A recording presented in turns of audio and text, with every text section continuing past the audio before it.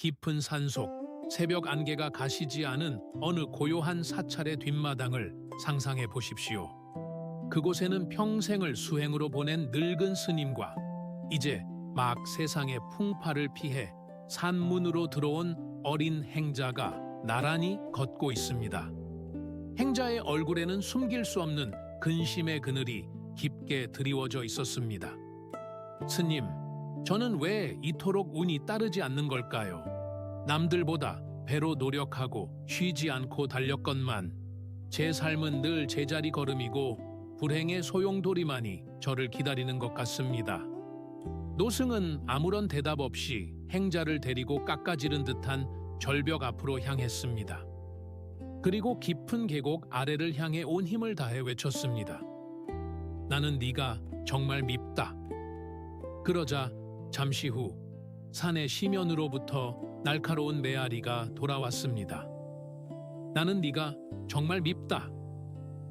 행자가 어리둥절한 표정을 짓자 이번엔 노승이 따스한 미소를 지으며 다시 외쳤습니다. 나는 네가 정말 소중하다. 산은 기다렸다는 듯이 아까보다 훨씬 더 깊고 울림 있는 목소리로 화답했습니다. 나는 네가 정말 소중하다. 노승은 행자의 어깨를 짚으며 나지막이 속삭였습니다. 보아라, 세상은 거대한 메아리이며 내 마음을 비추는 거울일 뿐이다. 네가 뱉은 말이 씨앗이 되어 내 인생의 들판에 돋아나는 것이지. 운이란 하늘이 내리는 비가 아니라 네가 매일 심고 가꾸는 입술의 농사와 같단다. 우리 시대의 풍경은 이 계곡의 메아리와 참으로 닮아 있습니다. 우리는 매일같이 스마트폰의 파란 불빛 아래서 타인의 화려한 삶과 우리의 초라한 오늘을 비교하며 스스로를 깎아내리는 독한 말들을 무심코 내뱉습니다. 나는 안 돼. 세상은 불공평해. 왜 나에게만 이런 일이 생길까? 라는 탄식은 우리가 의식하지 못하는 사이 우리의 영혼을 갉아먹는 녹이 됩니다.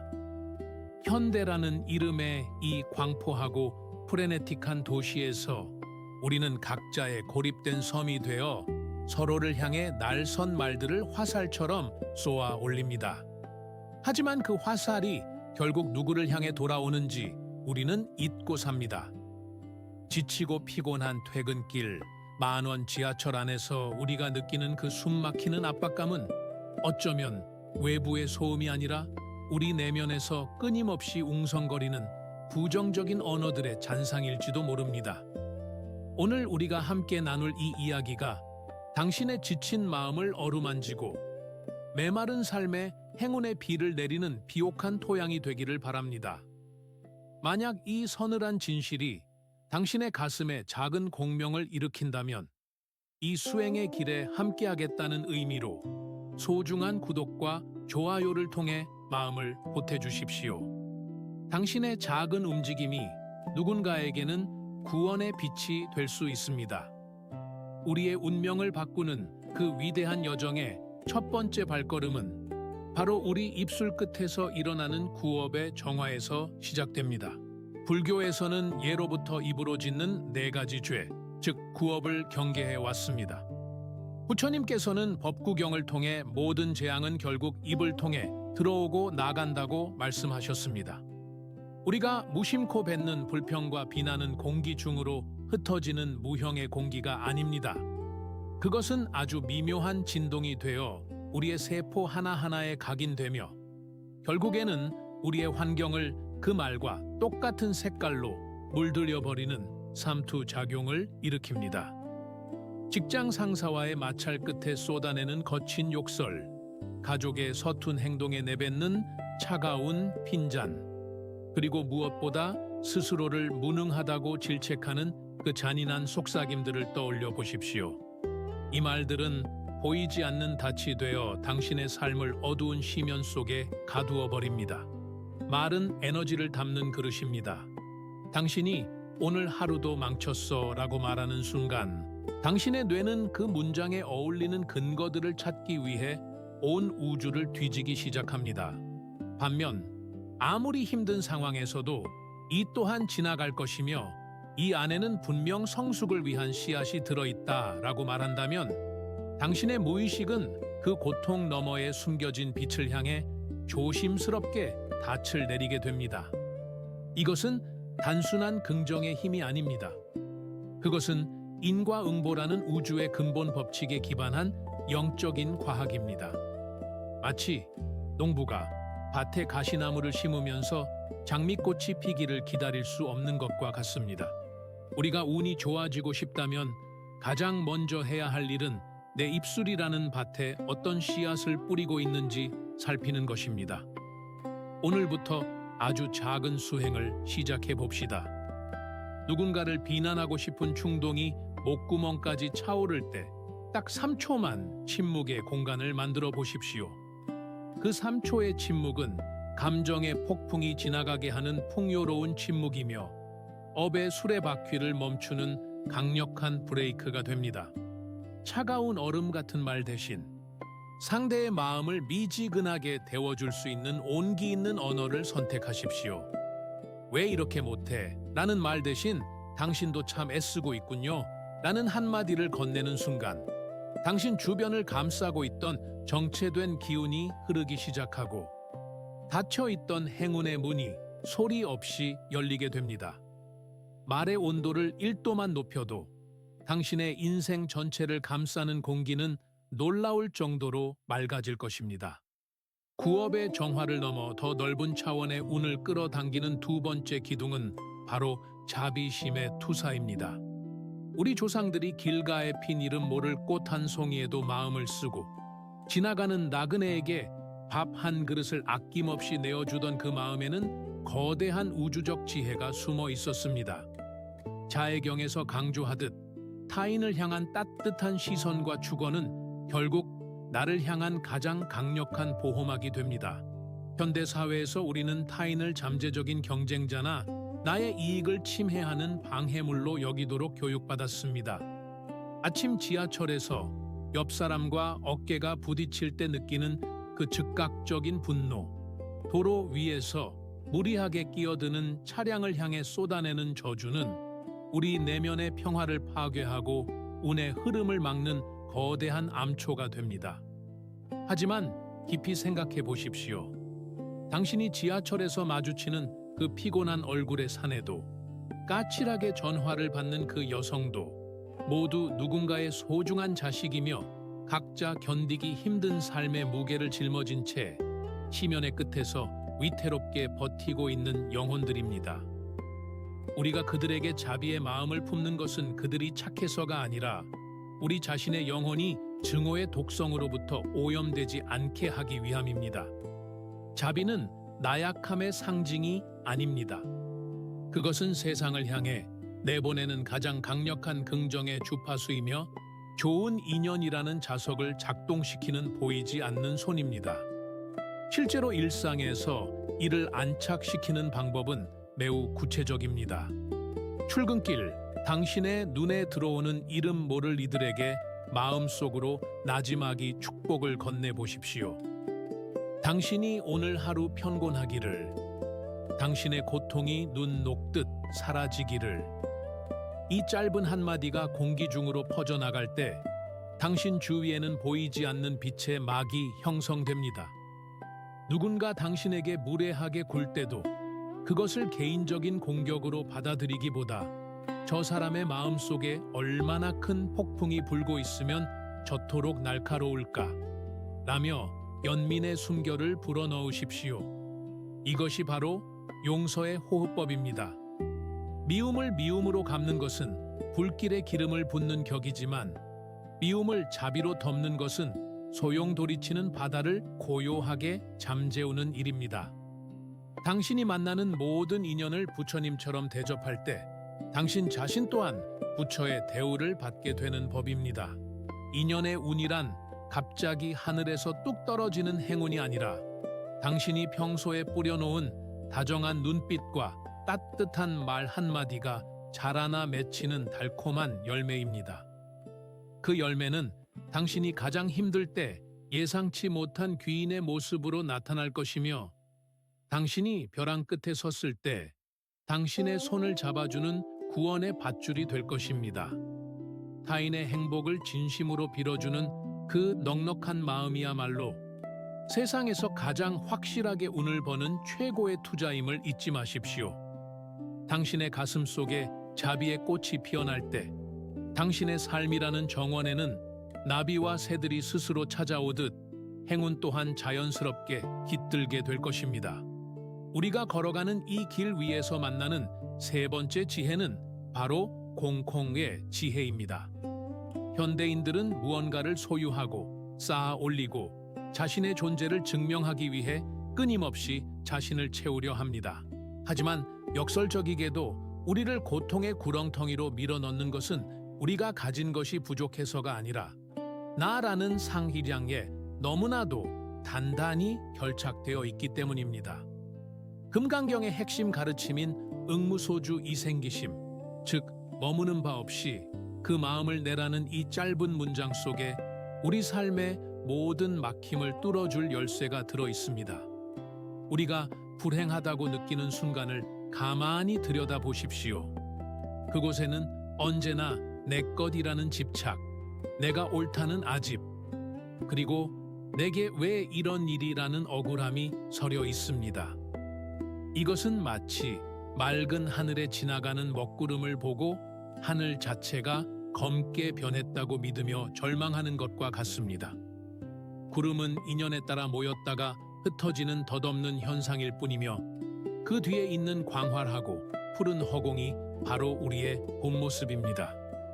운이 나쁘다고 한탄하는 마음의 심연을 들여다보면 우리는 특정한 결과에 목을 메고 있음을 발견하게 됩니다. 승진해야만 하고 돈을 벌어야만 하며 자식이 명문대에 가야만 한다는 그 강렬한 목적의식이 도리어 우리의 시야를 가리고 발목을 잡습니다. 마치 꽉 쥐고 있는 주먹 속에는 아무것도 담을 수 없듯이 집착으로 가득 찬 마음에는 우주가 보내주는 새로운 기회와 행운이 들어설 틈이 없습니다. 우리가 무언가를 간절히 원할수록 그것은 멀어지는 경향이 있습니다. 왜냐하면 그 간절함 뒤에는 결핍이라는 날 선 칼날이 숨어 있기 때문입니다. 이제 우리는 이 비어 있음의 가치를 일상의 작은 순간들 속으로 가져와야 합니다. 오늘 당신이 야심차게 준비했던 프로젝트가 실패했거나 소중한 사람으로부터 예상치 못한 비난을 들었다고 가정해 봅시다. 보통의 우리는 그 실패를 자신의 인격과 동일시하며 자책의 수렁으로 빠져듭니다. 하지만 공의 지혜를 아는 이는 그 실패를 하나의 계절로 받아들입니다. 겨울이 왔다고 해서 봄이 영원히 사라진 것이 아니듯 실패는 단지 성공으로 가는 과정에 잠시 머무는 정거장일 뿐입니다. 스마트폰의 수많은 알림과 타인과의 끊임없는 비교 속에서 당신의 마음이 난도질 당할 때 잠시 눈을 감고 당신의 내면이 거대한 우주의 공간임을 상상해 보십시오. 비어있는 그릇만이 음식을 담을 수 있고 비어있는 방만이 사람을 품을 수 있습니다. 당신의 마음을 비울 때 비로소 당신이 그토록 갈구하던 행운은 그 빈자리를 찾아 고요히 세우며 들 것입니다. 이 비워진 마음을 현실의 힘으로 바꾸어주는 네 번째 기둥은 정진징진과 습관의 리듬입니다. 많은 이들이 운이란 어느 날 갑자기 하늘에서 번개처럼 떨어지는 것이라 오해하곤 합니다. 하지만 부처님께서 설하신 팔정도 중 정정진은 우리에게 다른 이야기를 들려줍니다. 운은 벼락처럼 찾아오는 것이 아니라 매일 아침 마당을 쓰는 수행자의 빗자루질처럼 아주 작고 사소한 일상의 반복 속에 켜켜이 쌓이는 퇴적물과 같습니다. 우리가 운 좋은 사람이라고 부르는 이들은 사실 자신도 모르게 긍정적인 운명의 에너지를 매일매일 저축해온 사람들입니다. 그들은 마음의 근육을 단련하는 법을 압니다. 현대 사회의 우리는 즉각적인 보상에 중독되어 있습니다. 클릭 한 번으로 물건이 배달되고 짧은 영상 하나로 쾌락을 얻는 세상에서 기다림과 꾸준함은 고리타분한 옛말처럼 들릴지도 모릅니다. 그러나 자연의 섭리를 보십시오. 거대한 참나무도 하룻밤 사이에 자라지 않으며 바위를 뚫는 낙숫물도 단 한 방울의 힘으로 이루어지지 않습니다. 당신의 삶에 들이닥친 고통의 파도를 잠재우고 행운의 물길을 트기 위해서는 당신의 신경 회로를 재배선하는 매일의 의식이 필요합니다. 그것은 결코 거창한 수행이 아닙니다.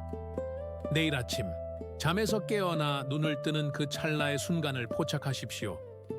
평소처럼 손을 뻗어 스마트폰의 차가운 액정을 만지는 대신 당신의 심장 위에 손을 얹고 스스로에게 첫 인사를 건네는 것입니다. 오늘도 살아있음에 참 감사합니다. 이 짧은 문장은 당신의 하루를 지배하는 주파수를 결정합니다. 그리고 퇴근 후 집으로 돌아와 씻기 전 오늘 하루 나에게 있었던 3가지 감사한 일을 아주 구체적으로 떠올려 보십시오. 점심 식사가 맛있었다. 모르는 이가 엘리베이터 문을 잡아주었다. 노을이 아름다웠다와 같은 사소한 것들입니다.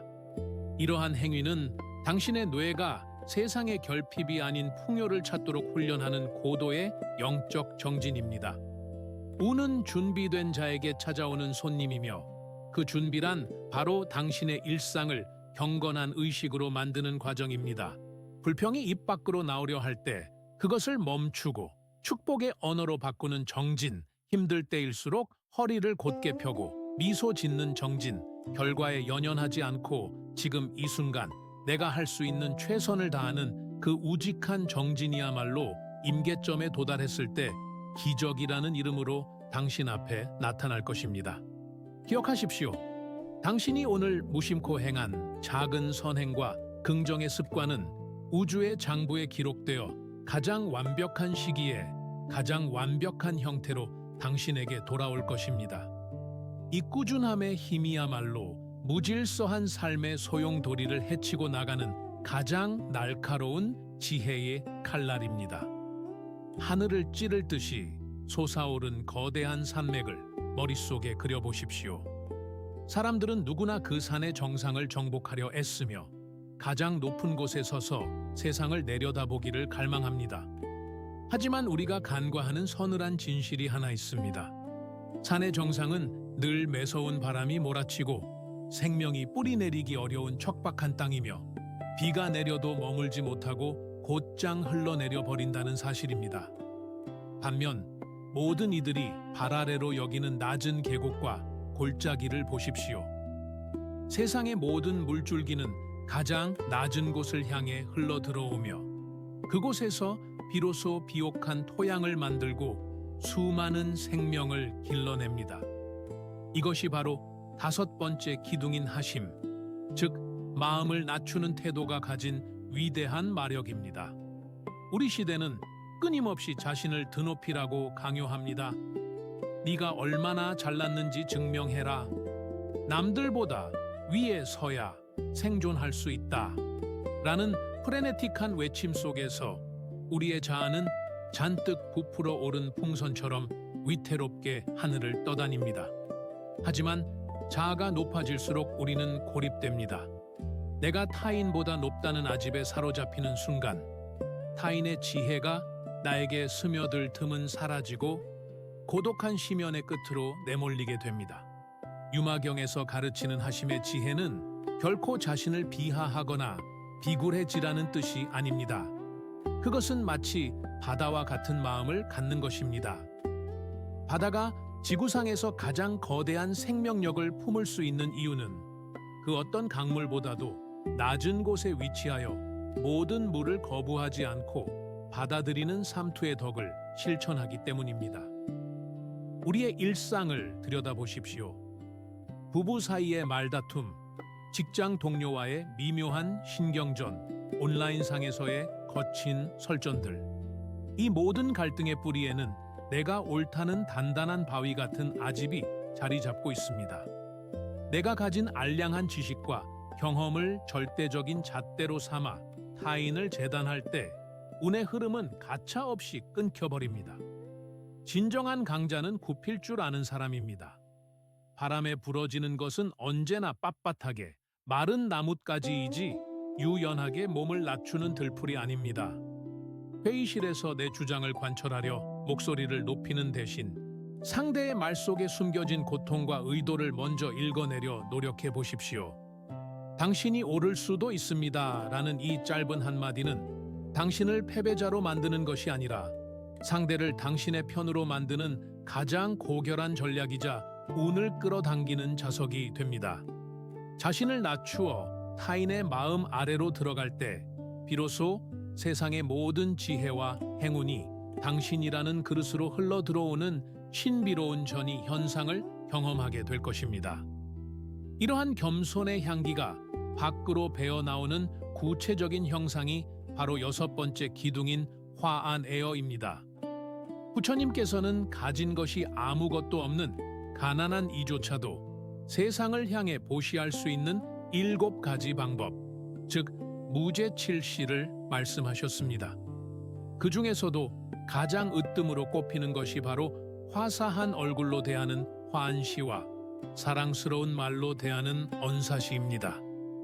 당신의 얼굴은 단순히 근육과 피부의 조합이 아닙니다. 그것은 당신의 영혼이 세상에 보내는 첫 번째 신호이자 당신의 인생이라는 풍경을 비추는 거울입니다. 현대의 거리에서 우리가 마주치는 표정들을 보십시오. 무거운 침묵과 차가운 소음 사이에서 모두가 가면을 쓴 듯 굳어 있습니다.